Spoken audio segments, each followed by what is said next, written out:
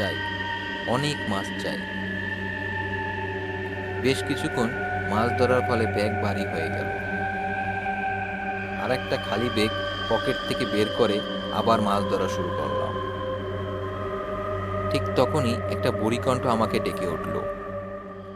মাহবুব, সেই ডাকটা যেন হাড় কাঁপানো। আমি তখন বুঝতে পারলাম আমি গুণের বাড়ির বিলের একবারে শেষ মাথায় চলে এসেছি। কিভাবে একা একা এলাম এত দূর আমার কোনো মনে নেই। মনে হলো মাছের লোভে আমি যেন চোখ কান বন্ধ করে ফেলেছিলাম। এইসব ভাবছি এমন সময় ঝোপ থেকে আঁচড়ানোর শব্দ এলো। আমি চিৎকার করে জিজ্ঞাসা করলাম, কে ওখানে? একটা সিগারেট হবে কি? কোনো সাড়া নেই।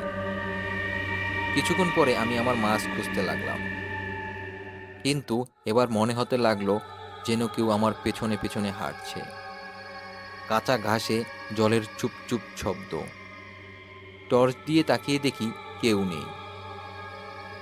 একটা সময় আমি বুঝতে পারলাম আমার ব্যাগ হঠাৎ হালকা হয়ে আসছে, মানে আমি মাছ তুললেও তা যেন অদৃশ্য হয়ে যাচ্ছে।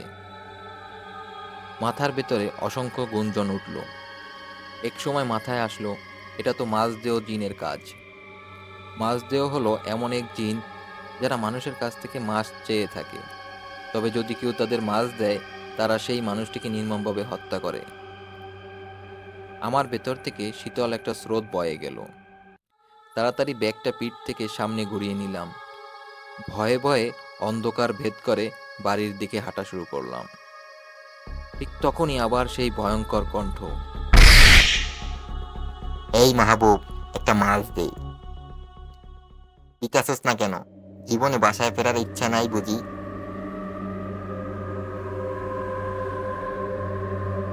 তখন এসব ঘটনা ছিল পরিচিত ব্যাপার, তাই ভয় পেয়েও স্থির থাকলাম। বললাম, যা বলিস না, মাছ নাই আমার কাছে। তখন হঠাৎ সেই মাছদেহ সামনে চলে এলো। একটা বিকৃত কঙ্কালের মতো চেহারা, মোলার মতো বড় বড় দাঁত, চোখ জোড়া লাল আগুনের মতো।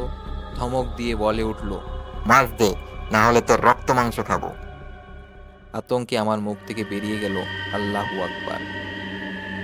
তারপর হাতে থাকা লোহার শিক বাঁধা মাছ কাঠা দিয়ে জোরে জোরে আঘাত করলাম ওর দিকে। আর কিছু না ভেবে প্রাণপণে দৌড়াতে থাকি, কিন্তু দৌড়াতে দৌড়াতে মনে হলো শরীর অবশ হয়ে যাচ্ছে। পথ যেন ঘুরে ফিরে আমাকে গিলে খেতে চাইছে।